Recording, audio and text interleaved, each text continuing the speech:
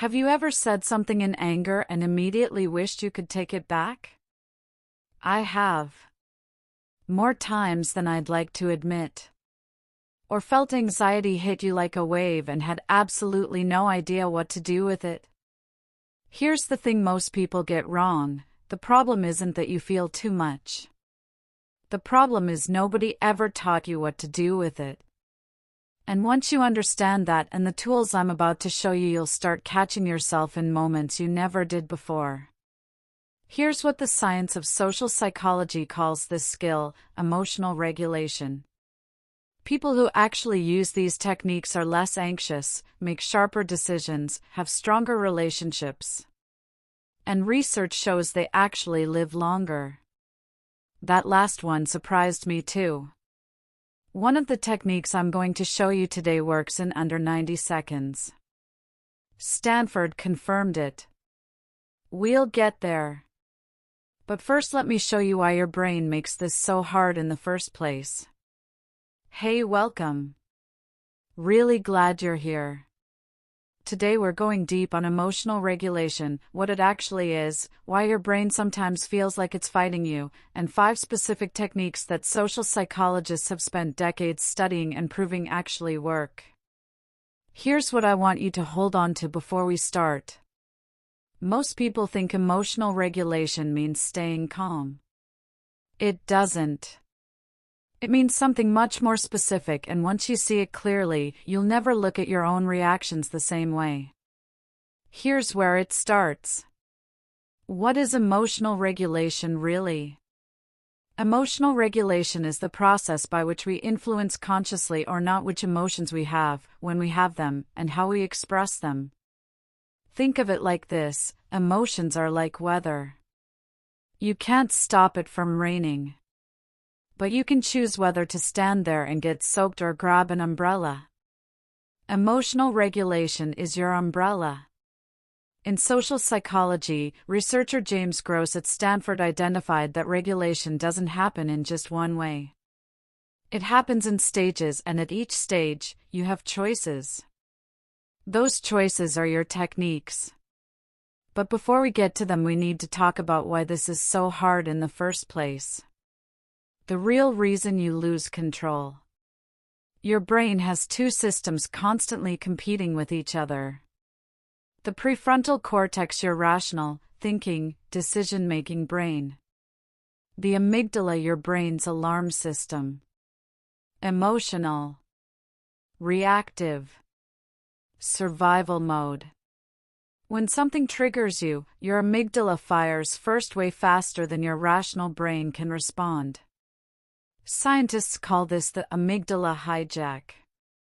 Your feelings hit before your thoughts even have a chance to show up. That's why in the heat of the moment you say things you don't mean. You react before you reflect. You feel before you think. It's not weakness. It's biology. And one of the techniques I'll show you works fast enough that it literally interrupts that hijack before it takes over. We'll get to it. And I promise it's not what you'd expect. The 5 types. Type 1, situation selection and modification. This is the most upstream strategy. You're not managing an emotion, you're preventing the conditions that create it. Situation selection means deliberately choosing to be in situations that support positive emotions and thoughtfully stepping back from situations that consistently drain or destabilize you. Not scrolling social media before bed because you know it spikes your anxiety. Saying no to the thing you know will leave you feeling worse, not better. That's not avoidance. That's intentional living. Situation modification is when you are in something difficult and you change something about the setup to lower the emotional charge before it builds. Moving a hard conversation from a heated room to a neutral, calm space. Taking a walk before a high-stakes meeting instead of sitting in the anxiety. You're not running from the emotion. You're redesigning the conditions around it. Type 2, attentional deployment. Let me be honest, this one took me a while to actually get. I used to think the right move was to sit with whatever was bothering me and work through it. Every time. No exceptions. Like if I wasn't actively processing, I was avoiding. And sometimes that's exactly right. But there are moments when your nervous system is so flooded that trying to process it right now is like trying to read a book in the middle of a fire alarm. Your brain literally cannot do it well at that level of activation. That's where attentional deployment comes in, strategically redirecting your mental focus until your system is calm enough to actually handle what's in front of you. 3 ways this works. 1. Distraction. Temporarily shifting your attention away from what's overwhelming you. Not to deny it. Just to give your nervous system enough space to calm down so you can come back with a clearer head. Calling a friend. Getting outside. Doing something physical with your hands. 2. Concentration, narrowing your focus to one specific, neutral anchor point. This is exactly why breathwork works, not because breathing is magical on its own, but because it gives your brain a specific, non-threatening thing to lock onto while the emotional storm passes through. 3. Mindfulness versus rumination. Here's the distinction that changes everything. Rumination is replaying a negative thought over and over. Mindfulness is observing that thought without judgment and letting it move through. One loops you. The other releases you. Type 3, cognitive reappraisal. Okay, this is the big one. The most research-backed strategy in the entire field of emotional regulation. And honestly, it's the one that changes everything once you actually practice it. Here's what cognitive reappraisal means: you change the meaning you assign to a situation without changing the situation itself. Same event. Different story. Completely different emotional outcome. Let me show you what that looks like. You give a presentation at work. It doesn't go how you wanted. People looked distracted. Your voice cracked once. Without reappraisal, I'm terrible at this. I embarrassed myself. Everyone thinks I'm incompetent. With reappraisal, that was uncomfortable and it showed me exactly what to work on. Every person who's good at this was once bad at it. That's just where I am right now. Same presentation. Completely different emotional experience. Research shows that people who regularly practice cognitive reappraisal have lower rates of depression and anxiety, more positive emotions in daily life, and stronger relationships. And here's the part one find most compelling: it doesn't just change how you feel, it changes what your brain encodes from the experience. You're not lying to yourself. You're not forcing fake positivity. You're choosing the interpretation that serves you, and your brain responds to that choice at a neurological level. Type 4, expressive suppression. This next one isn't a technique I'm recommending, it's one I want you to recognize. Expressive suppression is when you feel something and then you hide it. Face neutral. Voice steady. I'm fine. You swallow it down and keep moving. There are rare moments this is useful.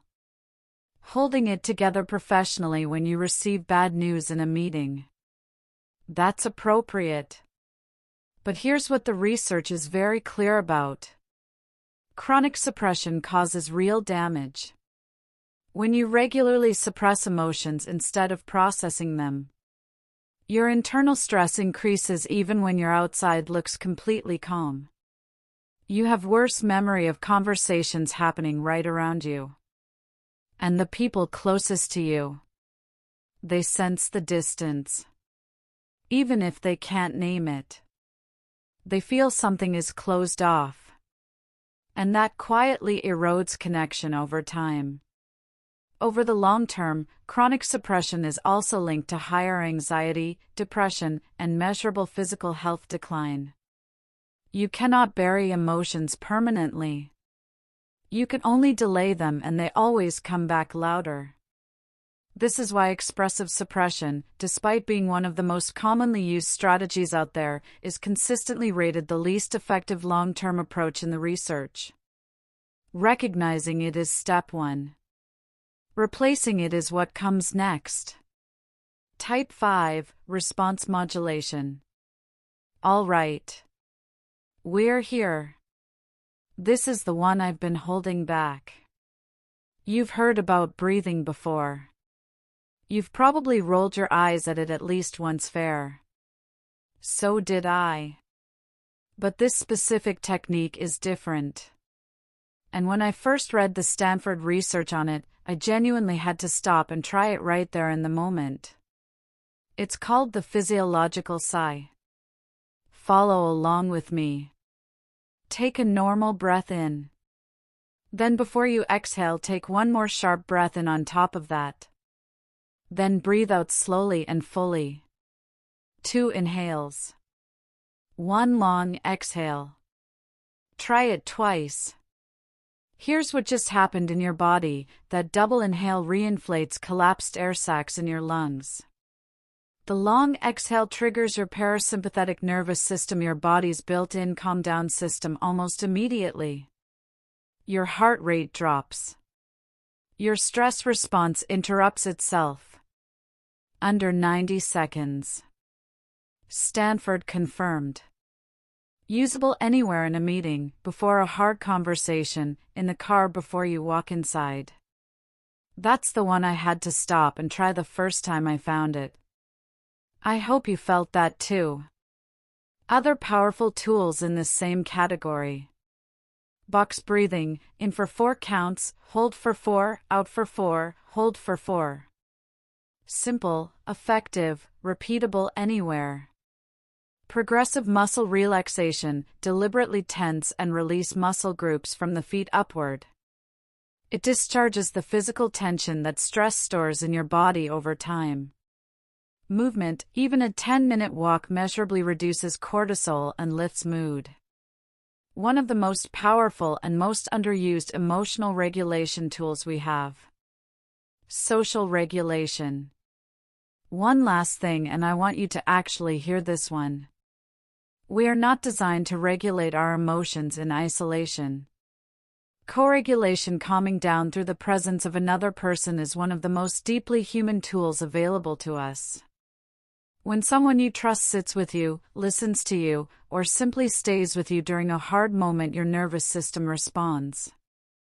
Cortisol drops. Oxytocin rises. The storm calms faster than it would alone. Reaching out is not a sign of weakness.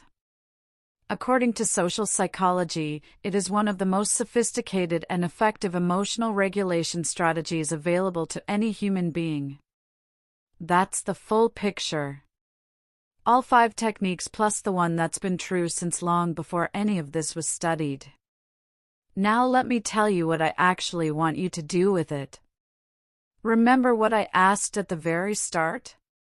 That moment saying something in anger you wished you could take back. Feeling anxiety hit and not knowing what to do. Here's what I want you to walk away with. That's not who you are. That's an untrained moment.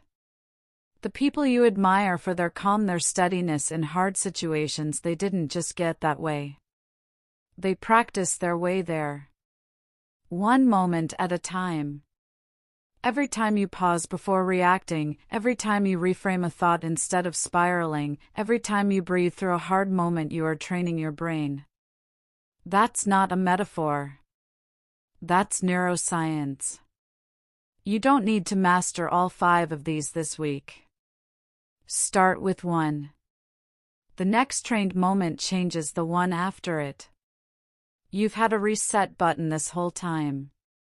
Now you know how to use it. If this gave you even one thing you'll actually use, hit the like button. It genuinely helps more people find this when they need it. Subscribe if you want to keep going deeper into the psychology behind how you think, feel, and connect with people. New video every week. Drop a comment, which technique are you trying first? And if you've already used one of these, I want to know if it actually worked. I read every single one. Share this with someone who might need it. You never know who's been carrying something quietly, and this might be exactly what they needed today. See you in the next one.